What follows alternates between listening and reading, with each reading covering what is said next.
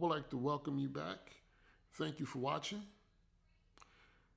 My top picks for a beginner in 2025. If you're starting out and you want to do some music, and I must implore you to always be original, create your own sound, don't seek to be like others, because that takes away the creative part about creating music. It takes away the variety. And that's the beauty of art. Art is not like everyone else's art. When art is the same as other art, like, then you don't have art, you have an assembly line. And it's more of like a factory. Average ignorant women and men, average ignorant people that probably don't even create, and certain people with ignorant egos would like to tell you that you should make 10, 20 beats a day, 20 songs or 5 songs in an hour or something, like some crazy number and shit. That's not art. You know, that's like you in a plant working on an assembly line. And that's where the numbers matter. How many can you make an hour? You know, like if you were in a bottle plant, not with art. That takes away the artisticness about it. Now, let's just say you want to start building a studio. In my opinion, I think you would need a decent computer. Me, personally, I went with a MacBook Pro. I went with several of them. Do I recommend it for everyone? Kinda, sorta. But Apple, they have their issues. They have their issues where they're trying to milk the shit out of people over the smallest insignificant things. Let's just say this. You don't want to get this. Trust me. You don't want to get a MacBook Air to do music. You can do some music with a MacBook Air. I have a MacBook Air sitting to my right, and I have Logic on it, and I've recorded something on it. I've mixed on it, but I had to take back a lot of stuff that I was just doing regularly on my MacBook Pro. So I would just go with a MacBook Pro or a Mac Mini. But since I go with MacBook Pros, I'm going to just show you. What do I mean? If you want to start out, and if you wanted to be serious, if you wanted to start out and you wanted to be serious, if you want to be serious, you're going to get a MacBook Pro. That's if you know you want something that's going to hold you for a while. You know, you want to get one of these. The problem with getting one of these is that, let's say, I always go for the biggest one they have. And you're looking at prices like this. Now, whereas you was to go to, let's just say, I'm going to just select anyone. Let's just say, okay, you starting out, right? And you got a little money. And let's just say you don't want to go like that. All right, well, I would never like click that one. And most, I will always go to the middle because it's going to last longer and programs are going to pull more, et cetera, et cetera, et cetera. And it's just say you being cheap but being expensive. So you somewhere balancing your stuff, right? So this is automatically something that you're going to take a hit for in the beginning, unfortunately, is your computer. Your computer, straight up. Now, this is where Apple gets you. They start trying to charge you ridiculous amounts for like memory. You know, you get 24 gigs. That's cool right off the bat. You just making stuff on there like beats and stuff like that. You doing songs. That would get you right there. You don't have to go to that. I wouldn't. I would just leave this as is because, unless you want to put a little bit more, but then the numbers don't really change too much. Okay, so on the hard drives, they're going to get you on that. And I recommend that you at least have like a terabyte. 512 storage in 2025 is asinine, and it's not good enough. And I feel that the terabyte should be the standard. Like, it really should be the standard. They charge them way too much, and they give you no options to upgrade your device. And you don't want 512. You don't. Because once you get into creating, then you're going to find out that you may have to do a lot of things out of necessity. And, they want you to use their cloud storage. I really don't trust cloud storage to be holding my backups from my sessions. Only I would have a NAS system for that. And then they have the PCs. PC, it's a good option. I just don't like Windows. I would not ever have any studio running Windows, nothing ever again. After my experience with it, I ran it with Studio One. I ran it with Pro Tools. I ran it with FL Studio. I ran it with Cubase. And I feel that I found a good place to run my equipment. That's why I choose the Apple. For me, it's more stable. But if you can't and you want to get a PC, there's plenty of options out there. Plenty of options. And most part, you can just find you like a gaming computer or something like that. Gaming something. And it's going to have enough power that you're going to need to do whatever you want to do with music. And you're going to have to pretty much spend on it. It's not as much as Apple. Some of them are. But you may have options to upgrade in the future that you don't get with Apple. A decent audio interface. Now, there's a lot of people saying you should get this, you should get that. I want you to think far ahead. I want you to really look at people's studios, find out how their workflow is. And I mean not just people with laptops. I mean people with hardware. You see, they have certain things that people prescribe to. And a lot of it is not backed up off of using it and using multiple studios. And a lot of it is hearsay. You get someone that just only worked in the box and they'll swear by it. Oh man, convenience is always great. Back in the day, before all of our time, there were painters, and it was the norm for a painter to create their own paints. Some of them probably even made their own brushes.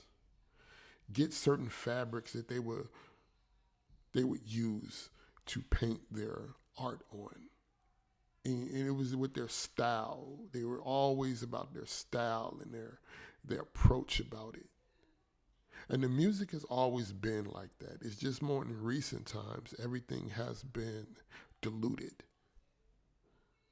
And a lot of people have compromised creativity and artisticness for convenience. I have nothing to gain for persuading you or anything. I'm just saying, this is my top picks. Okay? And I'm going to tell you the reason behind each one of my top picks. But before you start spending money, you're going to get it. You're going to have to get a computer. I suggest you get your computer first.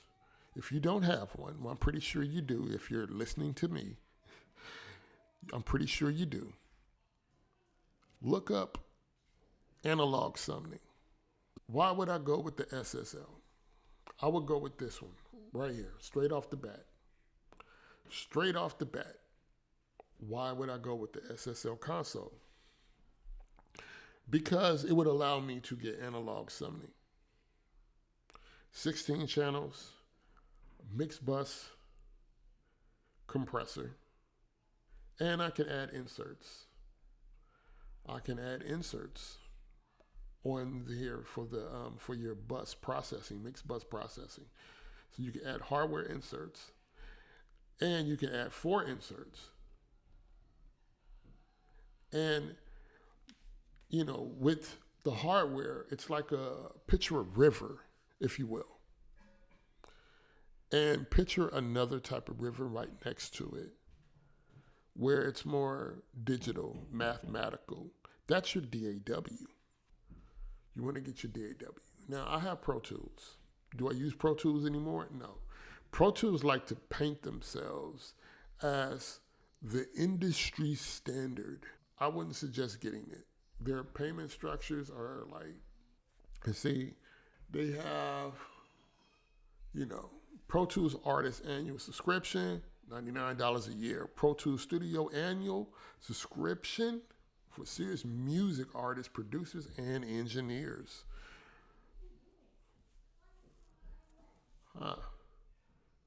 See, that right there, I don't like. You see what I mean? Like that, I don't like. The price. Pro Tools has been getting over on people for years with their hardware and their software. And they were, they were getting away with it because they were painting it, the branding that they paint themselves as, like, look at this. I mean, look at this shit. No one promotes their stuff like Pro Tools. Pro Tools promote their stuff like, look, we doing a movie with this. And they make sure you see the Pro Tools and all over the Pro Tools console thing. It's all digital, And that's what they were doing. And, they got the hardware. And, Pro Tools has been around, So a lot of professional applications have been done with Pro Tools. People have been learning it in schools. I'm pretty sure that they learn Logic also, which is my pick. And you have Cubase. I used Cubase before, and I must say it's a pretty cool app. Okay, so Cubase, they have 14. So, if you want to do something, they're going to have this right here, $400. To me, it's not worth it. Not in 2025. I bought Studio One for like $500 something, and I haven't updated it. And to me, it just didn't have that appeal that I wanted, and which is what I was accustomed to. I thought that I can do something with it, and it's not a bad app. It has a lot of great features in it. So they have FL. This is popular with a lot of beat makers. It's an okay app. I feel it has a lot of cool features in it. But to me, it's just, it's it's FL Studio. Not to say that you can't create anything good in FL Studio. There's a lot of good things that come off of FL Studio, and it's just not my workflow. It's not my workflow. This is more geared towards, to me, it's more geared towards a beat maker. I'm more than a beat maker. Ableton. Ableton is trying to come off as, your bedroom studio. See? That's how they're coming off. Okay, so this is the other setup. Now, the thing about this, before I had the audio interface, and then I had A/D converters just to expand the I/O. And then I would run it into the Summon app. But then I updated and I bought the Orion, and what I was using with the Rosettas and the RME, I added it to the Orion, and it had 16 channels, and I had 8 on there. So that's what I was running. And that's a lot of cables. and I would run it into a patch bay. Well, I would plug everything up, all my various hardware pieces of gear, and I was using the mixer on top for effects. But that is what you call a classic hybrid setup. That's not modern. And the reason why that's not modern is because my SSL basically is all three of these units. And there's certain things about that. And this is this is one. Messy, right? Messy. All those Mogami cables. For a classic hybrid studio, you're going to need patch bays. Same thing when you run a hardware and you're going to need multiple patch bays. And that's what it's going to look like when you run a bunch of hardware. I tend to color code mines along with the tracks that I'm using inside of the DAW. So I can just look at it and know what's what. Like my drums are always green, for instance. You know, you have your good power conditioner and you plug your stuff into the power conditioner, your computer, your hardware, you know, things like that. You plug into there to stop interference. Some people would tell you, hey, you know, your mic chain is very important. Yes, it is. They tell you your mix bus is very important. Not so much. And your stems coming out, I feel, are more significant to your overall mix than just a mix bus. And the reason for that is that if you spend all day, you make your beats inside the computer, because everything you're going to run is most likely VSTs, unless you know a person with a personal orchestra and you have access to a limited amount of hardware synthesizers. And you have a whole lot of gig space to resample all that stuff. You're going to be like the rest of us. You're going to be using VSTs. I recommend you go to Native Instruments and you get their stuff, because you get the majority of modern sounds and the stuff for like strings and brass and all that. And it's recorded very well. Now, some people say that you need your mix bus. Well, with the SSL, all of my mathematical beats that are put together, some through mathematics, are going out through the ADD converter and into an analog console, which in return harmonize, mix them together, and add some chaos to them. They mesh together very well because they're going through, the more stems you have, the more harmonious your music will be. And then I go back through my mix bus, which is gluing it together even more because I'm compressing stuff a little bit there, this, that, and the other. And then I take it through the ADD converter back into my DAW. Now, if I was just worried about the mix bus, where I would just be going out 2 channels, so I mathematically glue my stuff together in a mathematical way, all the tracks into 2 tracks, and then I go out and then I come in just 2 channels. Well, you really didn't kind of do much. You really didn't kind of do much when you really think about it. And you might as well just kept it in the box to begin with. Because yeah, your mix bus is cool and all, but your mix bus pretty much is just gluing your stuff together and then giving it a little bit of It gives it a little bit of that. But when you go out all separate channels, not all separate channels, that'd be a lot. You know, you stem that out. You mix together. It's like a river coming together now. Think of it like a river coming together, multiple streams going into one river. It's more natural. Now, a computer would be like man-made streams coming together. It's not natural. And that's the difference. So, with microphones, I know a guy who got some pretty good results using a TLM 103. He used it with an Avalon, but professional vocalist. He eventually got the U87. Me, I didn't get the U87. I felt that everybody had one. So I went with the TLM 49. Neumann microphone. Let me see, do they have it in here? TLM49, where you at?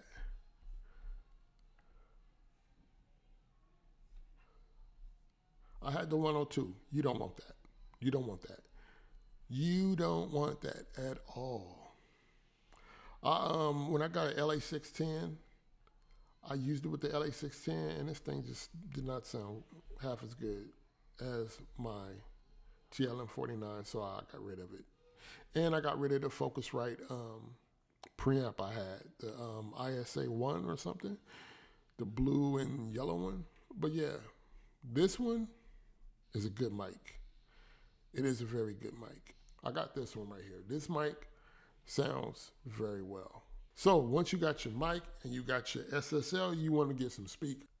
I'm getting a good sound just with these little ones right here. Now I do have the AX7s. I do have a subwoofer. I do have mixed cubes. But, you get this with some subwoofers, eventually you're going to get more speakers. Eventually, you're gonna get more speakers. You're gonna want something with more heft. But these right here, these little bitty speakers right here, has one cord that plugs into the wall, not two, one cord, and you can plug your subwoofer in. So that'd be two cords for 3 speakers. Versus having something like this where there's a cord for that, you got to power it, and then there's another cord for the other one, you have to power it, and then if you're going into a subwoofer, you're going to have to power that.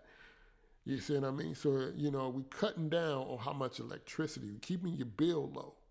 We're keeping your bill low, you know what I mean? Because you're running hardware, And the beauty about these speakers, here's the beauty about these speakers. Let's just say like with my MacBook Pro, I can have it plugged directly in also, and I can have it going to my SSL. All I do is just hit this button 2 times, and this thing will light up green, and I can hear audio from my Big 6.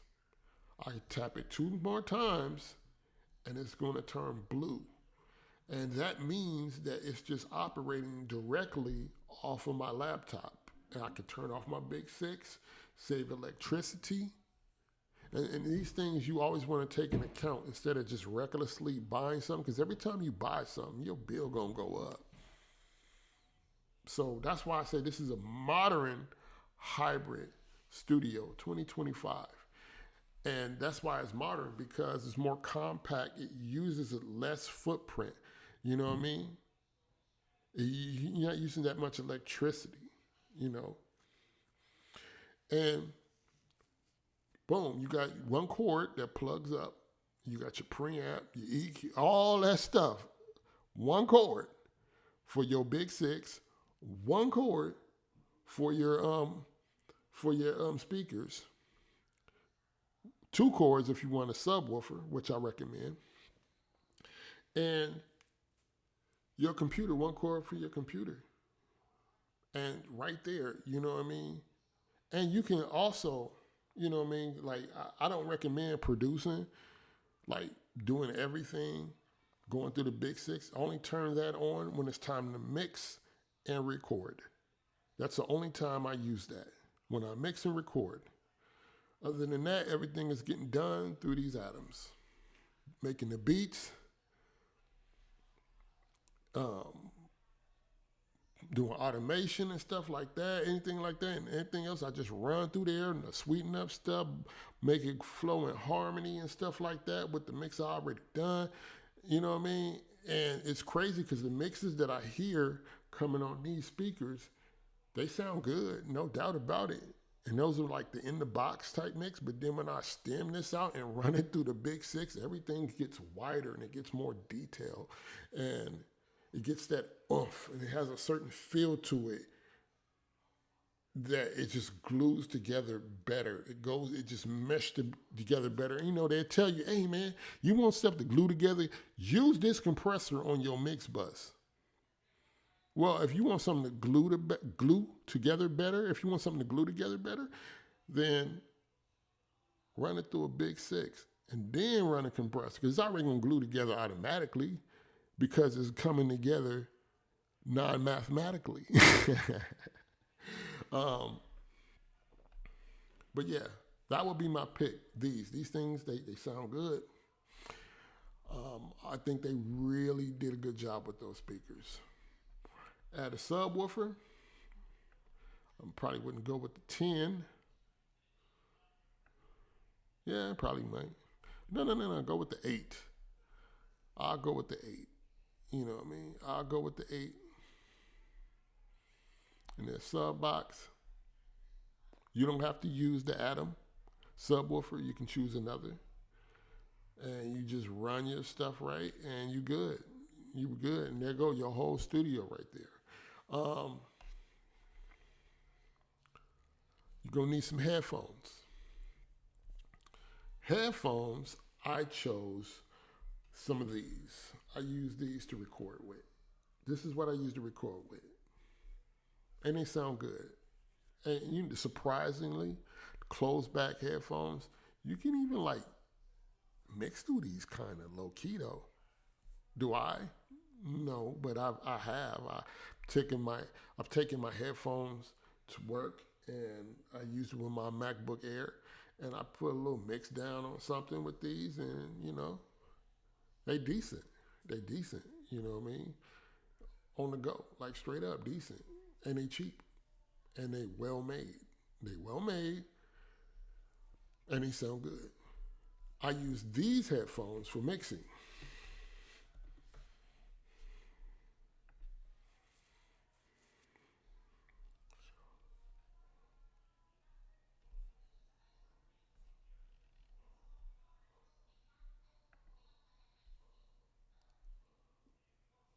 Well, they went down in price.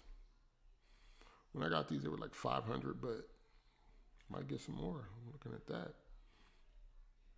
Yeah, but I use these right here. Now they was talking about Atmos and all that stuff. Good with these headphones, and you know what I mean. If I mix Atmos with these headphones, no. Will I? Most likely, I will. But and that's another thing about those little Atom speakers. If you're doing Atmos, you got little speakers, you can put them up easy, and they cheap too. Now, these headphones are very good, very detailed. I was like nervous about the low end, but the low end is pretty good on these things. Pretty good. Pretty good. It goes all the way, let's see, 500, 5 hertz. It goes from 5 hertz to 80K hertz, 80 kilohertz. So 5 hertz to 80 kilohertz. So the low end is pretty decent. Highs are very good too. Not bad.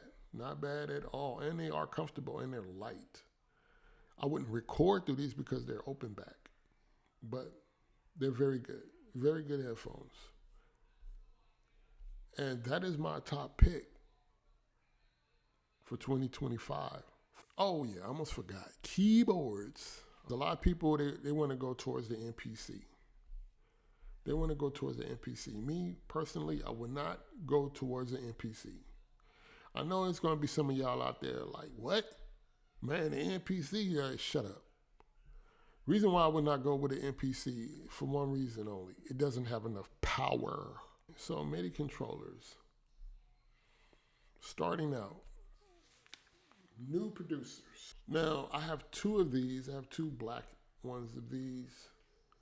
And I must say, these little bitty keys right here. These little bitty keys right here. I don't like the fact of how, it doesn't really have the play and stop and stuff like that. I reprogrammed Logic to just do that. It got rid of the drum pads at the top, and I just use the keys. And the other one I have on my laptop, I can use the pads for drums and stuff like that. And I use my iPad to control Logic. And you can control Logic from your iPhone too, as well. But I don't like how it doesn't have that, and you have to hold down shift and do that, and I don't like that. That sucks. But this is a great keyboard though. It's very good. So good that I bought it twice. It comes with some software that can get you working, like the Arturia stuff, which they make great software. It would be Arturia, definitely. because you're about to get all of your synthesizer sounds. Now, low key, Logic has a tremendous amount of synthesizer sound. I would get the instrument bundle because you get all the classic software synthesizers. You get all of those. That's just, the vocoder. I mean, like, that's just, you get all of these. I mean, like, straight up. And I would go to Contact, Native Instruments, and I would get that. That would be right there just off of that alone. That's all you would really need. And anything else would be icing on the cake. I recommend that you get like some hard drives. You're going to need some hard drives. You're going to need something to hold your samples. You're going to need something to hold your sessions. You're going to need stuff. So get like 2 terabytes. Start off with 4 terabytes, 4 terabytes, but you're going to need 2 4 terabytes eventually. But start off with that. That should be able to get all your session stuff on there. That should be able to get all your samples on there. And you good with one of these. You know what I mean? And you got to also pay attention to how fast it can send and record data. That is very important. Like this one right here, this would be cool. This would be cool. You look at the read speeds and the write speeds. That you want to pay attention to. You want to get a high read and write speed with these things. You mostly can get it with these, but you're going to have to get a case to put those in.